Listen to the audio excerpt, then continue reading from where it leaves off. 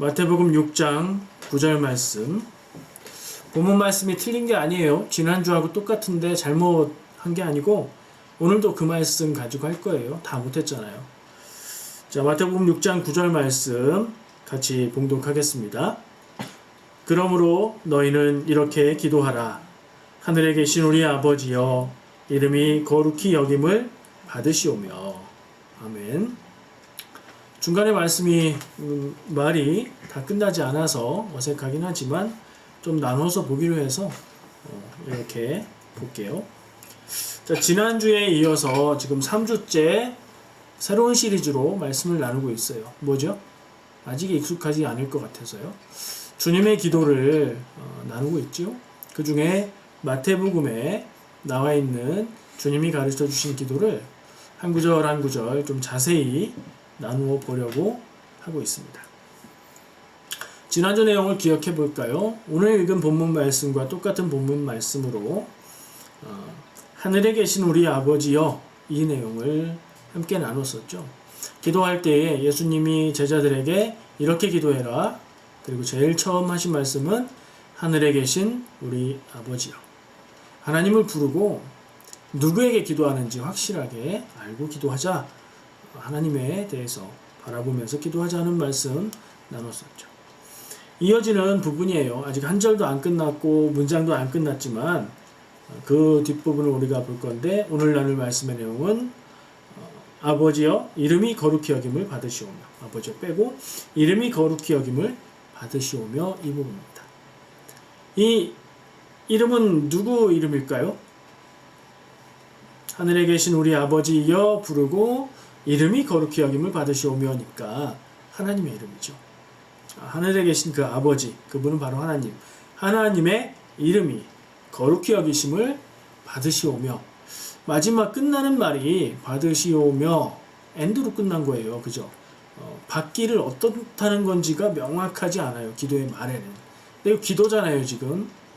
하늘에 계신 우리 아버지 여는 부르는 말이지만, 하나님, 아버지 이렇게 부르는 말이지만 이 뒤에 말은 기도의 간구입니다. 그래서 마지막 의미를 우리가 좀 명확하게 짚을 필요가 있는데, 이름이 거룩히 여김을 받으시기를 제가 기도합니다. 제가 원합니다. 제가 바랍니다. 하는 내용이에요. 기도하실 때에 그 간구를 내가 하고 있다는 것을 잊지 마시고, 그냥 하늘에 계신 우리 아버지의 이름이 거룩히 여김을 받으시오며 이렇게 넘어가지 마시고, 지금 하는 말이 무슨 말인지, 내가 무슨 기도를 하고 있는지 기억할 필요가 있다는 거예요. 자, 이름이라는 주제가 나왔어요. 그리고 그것은 하나님의 이름이라고 얘기를 했습니다. 하나님의 이름은 무엇입니까? 우리가 다 알고 있습니다. 하나님의 이름은 우리가 알듯이 성경에서 여호와 하나님이라고 기록되고 있어요. 근데 제가 말씀을 나눠서 기억하실 테지만 여호와라는 말의 그 발음이 정확한 발음이 아닐 수 있다. 이거 알고 계시죠?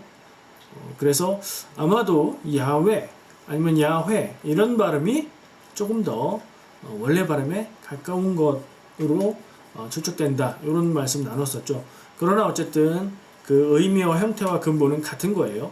여호와나 야훼나 발음만 달라요. 왜 그런지 간략하게 말해볼까요? 아시는 분들은 복습해보겠습니다. 성경에 나와 있는 이 여호와에 해당하는 하나님의 이름은 발음이 없어졌어요.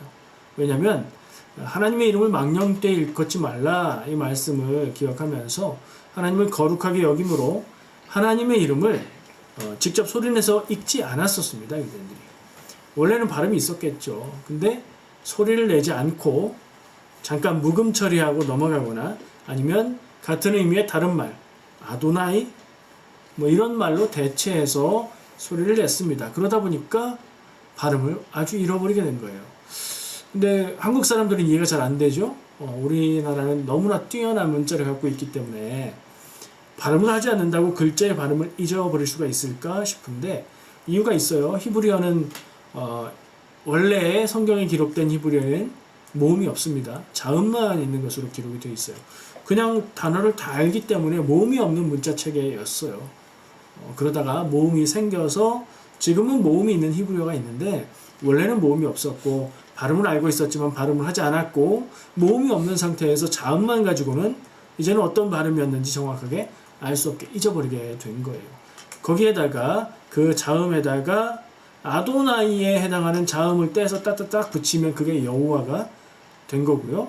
그리고 그거 아니고 원래 발음에 가까울 것이다 라고 추측한 것이 야훼가 되는 거예요. 하나님의 이름, 대표적인 이름은 그 이름 여호와 혹은 야훼입니다. 자, 하나님의 이름이 무엇인가 좀 이따 더 자세히 얘기해 보기로 하고요.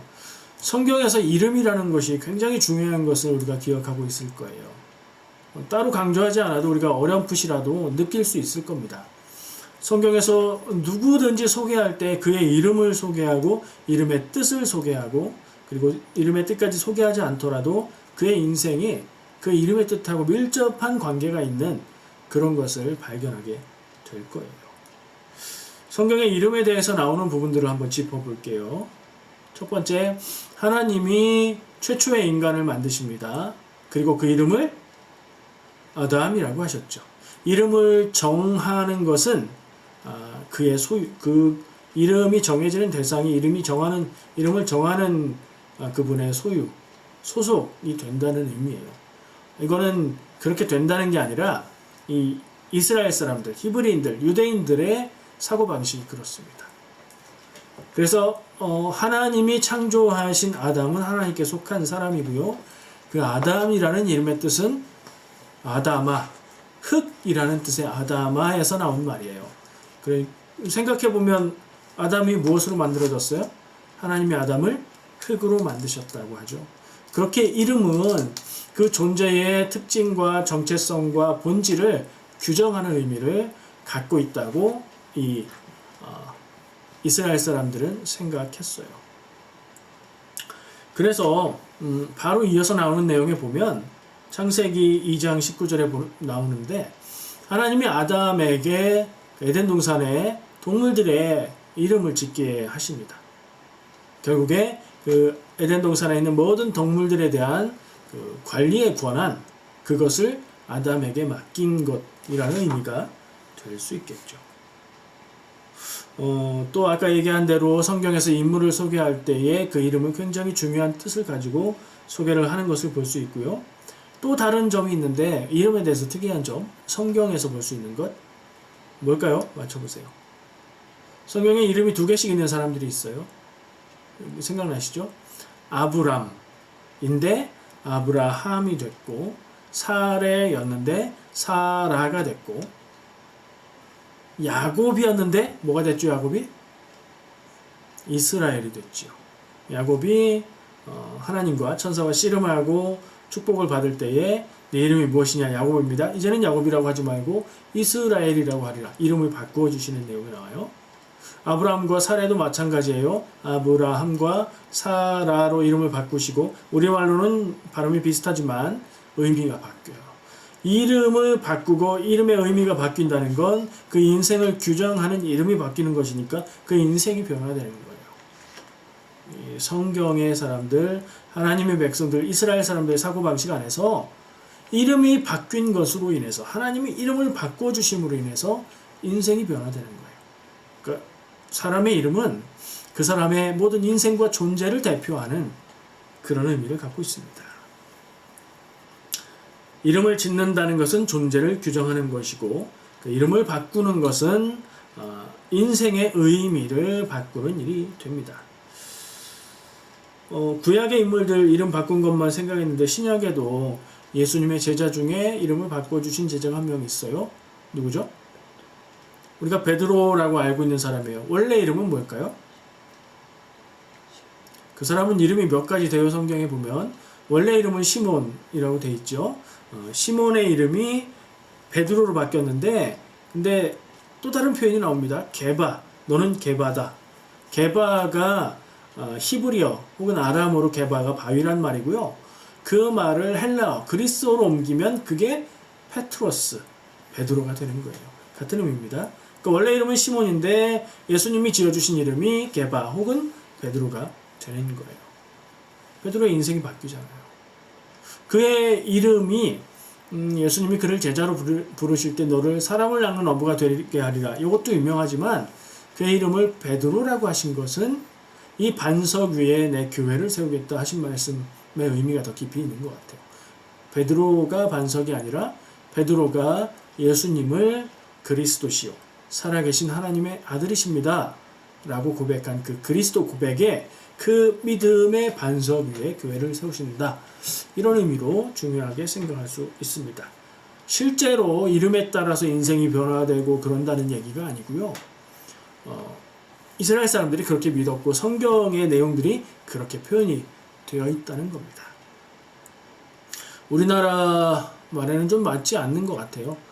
왜냐하면 이 이스라엘 사람들도 영어 이름처럼 돌려쓰기잖아요. 좋은 이름, 사용하는 이름들 많은 것들 중에 골라서 쓰는 이름이거든요. 근데 우리나라의 이름은 듣기 좋은 이름으로 그리고 한자의 뜻을 하나하나 생각하면서 이름을 짓죠. 새로운 이름일수록 그리고 듣기 좋은 이름일수록 좋은 이름이 되기도 하잖아요. 그래서 조금 그 문화는 잘 안 맞는 것 같아요. 그리고 저는 사람의 이름이 그 인생을 규정한다고 생각하지 않아요. 생각해 보세요. 여러분들 자신의 이름 그대로 인생을 살아가고 계십니까? 예를 들어 볼게요. 제 이름은 이경민입니다. 이가는 성씨죠. 조상들의 이름이에요. 조상 대대로 물려내려온 가문의 이름이에요. 그럼 그냥 우리 조상이 그런 이름이다라는 걸 알 수 있는 거고, 경민의 경자는 빛날 경자입니다. 그리고 민자는 옥돌 민자예요. 빛나는 돌이 빛난다. 돌같이 빛나라. 무슨 뜻일까요? 저는 반짝이는 돌, 보석이라는 뜻으로 이해를 했어요. 아마 누가 제 이름을 지었는지 정확하게 모르겠는데 어르신이 지으신 것 같아요. 빛나는 돌 같은 뛰어난 그런 인물이 되라, 이런 이름으로 지으신 거 아닐까요? 근데 지금 저는 제가 그렇다고 생각 안 해요. 제가 그렇게 뛰어난 사람이라고 생각이 안 들고요. 그리고 그렇게 되고 싶지도 않습니다. 그렇다면 저라는 존재, 저의 인생은 무엇으로 규정될 수 있을까요? 제가 생각하는 저의 모습, 그것도 완전한 저는 아닐 거고, 남들이 보는 저의 모습, 그것도 완전한 저는 아닐 거고, 하나님이 보는 저의 모습, 그거는 완전한 저의 모습이겠죠. 모르겠습니다. 제가 바라고 원하는 인생의 모습이 있는데 반짝반짝 빛나는 돌처럼 뛰어나고 드러나고 이런 인생을 살고 싶지는 않습니다. 여러분들은 어떠세요? 다시 하나님의 이름으로 주제를 돌려볼게요. 아까 여호와 야훼는 얘기했죠. 대표적인 하나님의 이름입니다. 대표적이라는 얘기는 뭐예요? 성경에 하나님을 가리키는 호칭이 여럿이 있다는 얘기예요. 그래서 성경에 나오는 유일한 하나님의 이름이 여호와 하나다. 이렇게 알고 있으면 완전히는 모르는 거예요. 알려드릴게요. 그 이름들을 보면 엘이라는 말을 써서 하나님의 이름을 표현해요. 엘이라는 말 자체가 하나님이라는 말입니다. 그리고요, 엘로힘이라는 단어도 있어요. 이거는 엘의 복수 형태입니다. 그리고 엘로아라는 표현도 있고요. 엘리온 이런 표현도 있어요. 이건 지극히 높으신 하나님. 아브라함이 전쟁에서 이겨서 그 자기 백성들을 구하고 조카 롯을 구하고 했을 때 멜기세덱, 그 사람을 뭐라고 표현하죠? 지극히 높으신 하나님의 제사장 멜기세덱이라고 표현하죠. 그때 나온 표현이 엘리온, 지극히 높으신 하나님이에요. 그리고 엘샤다이 이런 표현도 나오는데 이건 전능하신 하나님이라는 말입니다.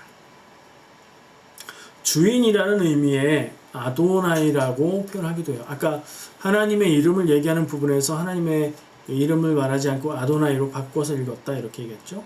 신약으로 가면 이 주인이라는 뜻의 아도나이와 똑같은 의미의 그리스어로 큐리오스라는 말을 씁니다. 예수님께도 그렇게 쓰고 하나님도 그렇게 부르는 경우가 있죠. 만군의 여호와라는 뜻으로 야훼 체바오트라는 표현도 씁니다. 이게 하나님의 이름이냐 아니냐는 좀 논란이 있습니다. 왜냐하면 이거는 조금 그 의미로 하나님을 표현하고 있는 일반 명사에 가까운 그런 표현인 것 같아요. 그러나 하나님을 늘 여호와 야훼로 표현하지 않고 이렇게 다양한 표현들로 하나님을 부르고 있다는 거 우리가 기억할 필요가 있습니다. 야훼 여호와라는 그 발음의 기본이 되는 기록되어 있는 자음만 남아있는 히브리어가 그 히브리어식으로 발음을 읽으면 요드 헤이 와브 헤이가 돼요. 그걸 그 영어 알파벳으로 표현하면 YHWH가 됩니다. 이 표현 보셨죠? 여기에다가 모음을 붙여서 여호와 혹은 야훼가 되는 거예요. 근데 이 이름도 그냥 하나님이 그 이름을 쓰신 게 아니라 이 이름이 유래가 되는 표현이 있어요. 모세가 하나님이 모세를 불러서 내 백성을 구원해라 사명을 주실 때 모세가 하나님께 묻습니다. 백성들에게 가서 얘기하면 백성들이 하나님에 대해서 물을 텐데 하나님에 대해서 뭐라고 얘기하죠? 하나님의 이름을 뭐라고 해야 되죠? 라고 했을 때 하나님이 나는 스스로 있는 자다. 영어식으로 이렇게 번역되어 있어요. I am who I am. 나는 나다. 이상하기도 한데 여러 가지로 해석할 수 있는 거예요. 딱 그 번역으로만 해석되는 게 아니라 여러 가지 뜻으로 해석될 수 있는데 그 의미가 이 YHWH, 요드헤이, 바브헤이 요 하나님의 이름과 의미가 같은 것으로 학자들은 파악하고 있어요. 거기에서 온 하나님의 이름이라는 거죠. 자, 제가 좀 전에 이름이 존재를 규정한다는 것을 동의할 수 없다고 얘기했는데 저는 하나님의 이름, 여호와, 야훼에 대해서도 똑같이 생각합니다. 왜냐면 말이죠. 하나님이 말씀하신 거룩한 하나님의 이름인 것은 부인할 수 없는데 그 하나님의 이름에 대해서 우리가 이해하고 그 하나님을 알 수 있는 부분은 한계가 있다는 것도 인정하지 않을 수 없어요. 왜냐하면 사람이 생각할 수 있는 가장 위대한 것보다 하나님이 더 위대하실 것이기 때문이죠. 사람이 여호와 야훼 스스로 있는 분, 모든 존재의 근원이 되는 분, 그 하나님이라고 이름을 딱 규정해서 하나님은 그런 분이야 라고 설명하면 그냥 그런 분밖에 안 되는 거죠. 저는 하나님은 그 이름, 그 규정을 넘어서는 분이라고 생각을 하기 때문에 그런 얘기를 한 겁니다. 하나님의 이름이 무엇이냐? 그 하나님의 이름의 뜻이 뭐냐? 그래서 하나님은 어떤 분이냐 이렇게 따지고 설명하는 게 중요한 게 아니란 얘기입니다. 하나님의 이름에 그렇게 집착할 게 없습니다. 더 중요한 게 있기 때문입니다. 하나님은 만나야 될 뿐이고요. 하나님은 내 삶 속에 경험해야 될 뿐이고요. 내 삶의 역사하심을 우리가 늘 체험하면서 살면서 그 하나님과 만나는 과정에서 그리고 성경 말씀의 스스로에 대해서 계시하신 내용들을 우리가 읽고 보고 이해하고 깨달음으로써 알아야 될 분이기 때문에 그렇습니다. 하나님을 만나는 게 중요하지 하나님의 이름 뭐냐 하나님의 이름의 뜻이 뭐냐 그것도 중요하지만 그것보다 더 중요한 것은 하나님을 만나는 것이라고 강조를 하고 싶습니다. 자, 내용을 좀 더 넘어가 볼게요. 이름이 거룩히 여김을 받으시오며 뒤에 받으시오면은 받기를 바랍니다라는 기원이라고 제가 얘기를 했고요. 하나님의 이름 방금 얘기했고요. 거룩히 여김을 받으시오며 이 기도를 하실 때 어떤 생각을 어떤 마음을 그리면서 기도하십니까? 얼핏 생각하면요. 쉽게 생각하면 하나님의 이름이 거룩해지기를 원합니다. 이렇게 생각할 수 있어요. 하나님의 이름이 거룩해지기를 원합니다. 이거 부족합니다. 왜요? 하나님의 이름은 거룩한 건 맞아요. 하나님도 거룩한 분이신 거 맞아요. 거룩하다는 건 구별되고 이 세상의 차원과 다르고 뭐 그런 의미니까 맞아요. 근데 하나님이 거룩하게 된다는 게 맞나요? 하나님은 이미 거룩하신 분인데 그죠? 하나님은 우리가 상상할 수 있는 최고의 거룩함보다 더 거룩하신 분이고 더 거룩할 수 없을 만큼 거룩하신 분인데 거룩하게 되시기를 원한다는 게 말이 안 되죠. 그래서 표현을 다시 한번 봅니다. 이름이 거룩히 여김을 아버지의 이름이 거룩히 여김을 받으시기를 간구하죠. 거룩하게 여긴다는 건 하나님이요 사람이요 혹은 뭐 다른 존재일 수도 있죠. 그러니까 하나님이 아닌 다른 존재에 의해서 거룩하게 여김을 받으시기를 기도하는 거예요. 이해가 되시죠?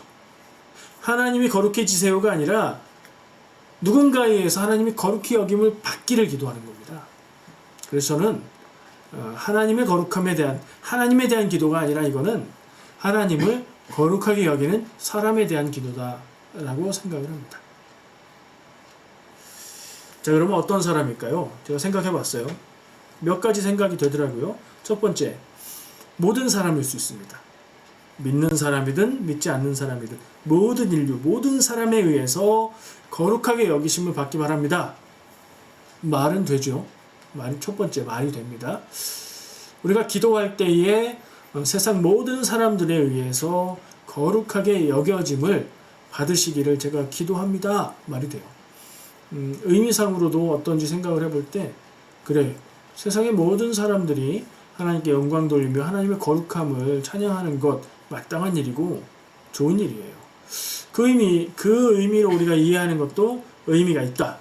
예, 중요한 의미가 있다 생각을 합니다. 그런데 세상 모든 사람들이 하나님을 높여서 거룩하게 찬양하고 거룩하게 여기고 할 그런 날이 있을까요? 예수님 오시는 마지막 날 전까지 없을 거라고 생각해요. 그래서 이것은 우리가 성도로서 기도하되 늘 기도해야 되는, 이것이 이루어지는 제한된 한정된 끝이 있는 게 아니라 늘 기도해야 되는 기도 제목. 그런 면에서 첫 번째, 모든 사람의 거룩하게 여김을 받는 그런 기도라면 영원히 돼야 될 기도인 것 같다 하는 생각을 하고, 두 번째로는요, 믿는 사람, 하나님을 하나님으로 믿는 사람들에 의해서, 그리고 우리의 경우에 대비를 해보면 그리스도인, 하나님을 믿고 예수를 구세주로 믿는 사람들, 이 두 가지가 다 해당이 돼야 돼요. 그리스도인들, 믿는 자들에 의해서 거룩하게 여김을 받으시기를. 그럼 이건 하나님의 존재는 변할 수 없다고 생각했을 때, 사람에 대한 기도라고 생각했을 때 믿는 사람들이 하나님께 영광 돌리기를, 이것과 같은 표현이 되는 것 같아요. 내가 이 예수님이 가르쳐 주신 기도를 가지고 기도할 때에 이름이 거룩히 여김을 받으시오며 라는 기도를 할 때 모든 사람의 거룩하게 여기심을 받기를 원합니다 라는 의미도 될 수 있고, 믿는 성도들의 거룩하게 여기심을 받기를 원합니다 라는 말도 될 수 있고요.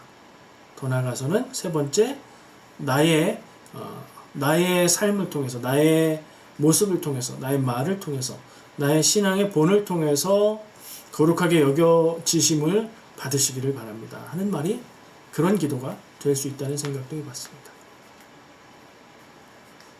믿는 성도들하고 거의 같은 의미지만 남 얘기가 아니라 내 얘기를 기도하는 것이 될 수 있다는 거죠. 하나님, 나의 사는 모습이, 내가 입으로 말하는 말들이, 내가 사람들을 만나면서 하는 행동들이, 내가 머릿속에 마음속에 갖고 있는 생각들이 하나님을 거룩하게 여기는 그런 모습을 원하고, 나를 통해서 다른 사람들이 하나님을 거룩하게 영광 돌릴 수 있는 그런 삶을 살기 원합니다. 이런 기도가 될 수 있지 않을까요? 그런 생각을 해보았습니다.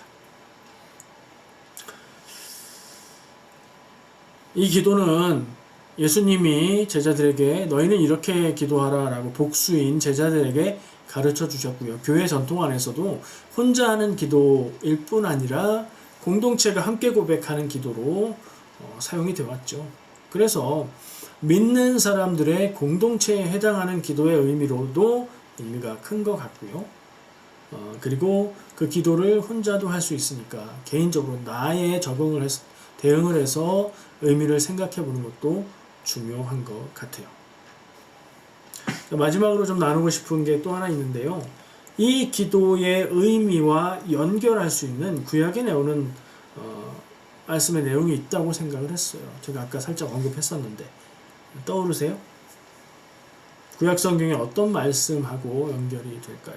하나님의 이름이 거룩하게 여김 받기를 제가 기도합니다. 그러기 위해서 온 세상 사람들이 하나님을 거룩하게 여기고, 모든 성도들로 인해서 하나님이 거룩히 여김을 받고, 나로 인해서 하나님이 거룩히 여김을 받기를 바랍니다. 기도하는데 그 의미와 연결될 수 있는 표현이 뭐가 있을까요? 힌트를 드려볼까요? 출애굽기 20장 7절에 나오는 말씀이에요. 떠오르세요? 떠오르신 분들도 있겠죠? 읽어드릴게요. 너는 네 하나님 여호와의 이름을 망령되게 부르지 말라. 여호와는 그의 이름을 망령되게 부르는 자를 죄 없다 하지 아니하리라. 하나님의 이름을 망령되게 부르지 말라. 이거 많이 들어본 것 같은데요. 십계명에 나오는 표현이죠.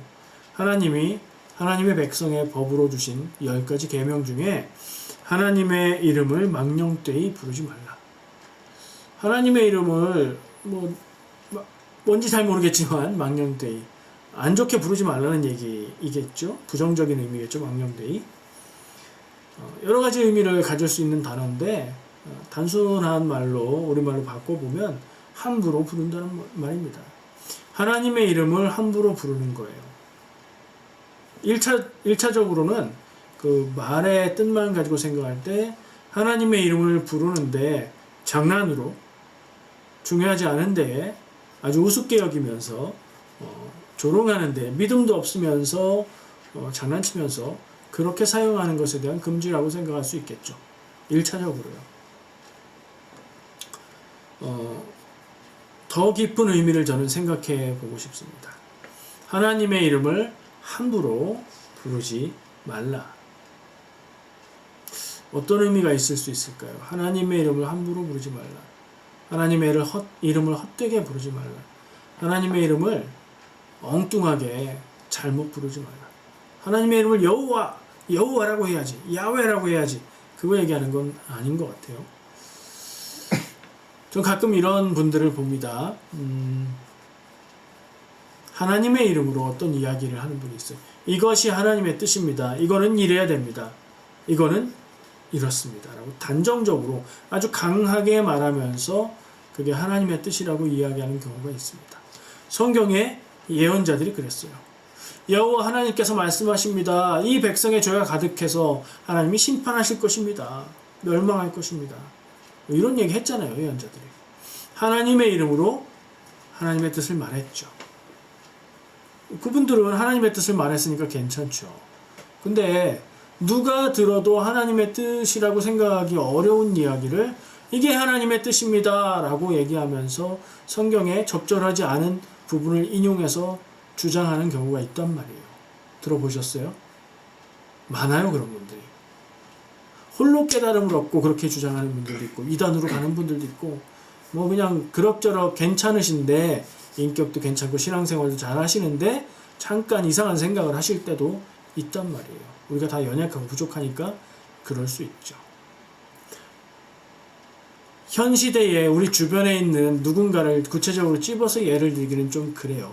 분명히 있지만 그것은 제 주관이 많이 들어간 걸 테니까 성경에서 찾아볼게요. 예언자들이 하나님의 이름으로 하나님의 뜻이라고 말한다고 했죠. 예언자에 들어가요. 근데 완전히 반대. 누가 있죠? 거짓 예언자가 있습니다. 거짓 선지자가 있습니다. 구약에 있는 예언서에도 나오고요. 신약의 초대교회 때 서신서들에 보면 또 거짓 선지자들이 나옵니다.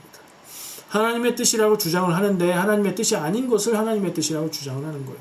거짓말, 거짓 혹은 자기 개인의 편견, 아집, 고집 이런 것들을 하나님의 뜻이라고 주장하는 겁니다.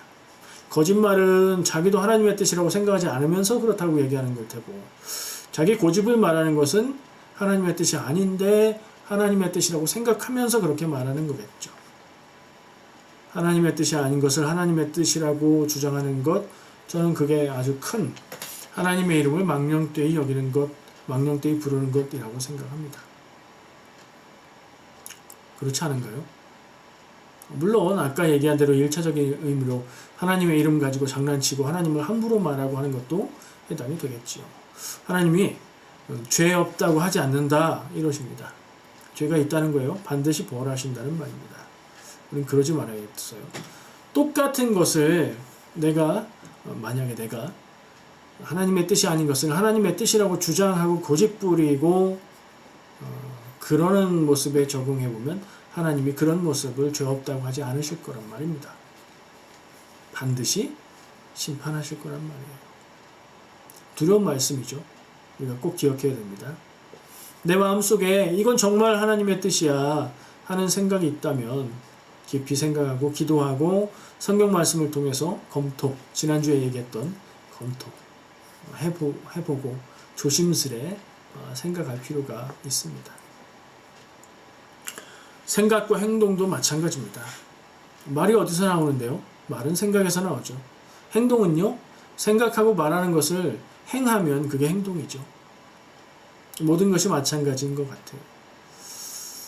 하나님의 뜻이라고 믿고 자기 고집을 다른 사람들에게 강요하며 다르게 하는 것을 방해하는 것, 하나님의 뜻을 방해하는 것이 될 수도 있습니다.